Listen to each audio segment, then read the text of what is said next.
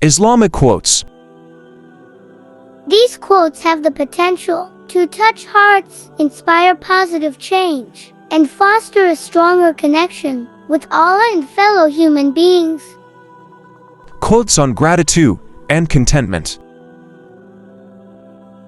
If you are grateful, I will surely increase you in favor. Quran 14-7. And remember, with gratitude, Allah will increase you. Quran 7-144. Contentment is the greatest wealth. Prophet Muhammad, peace be upon him. Whoever is not grateful to people is not grateful to Allah. Prophet Muhammad, peace be upon him. Quotes on hope and optimism.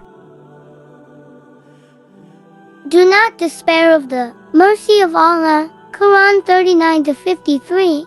Allah is with the patient. Quran 8:46. Verily, after every difficulty, there is relief. Quran 94-5.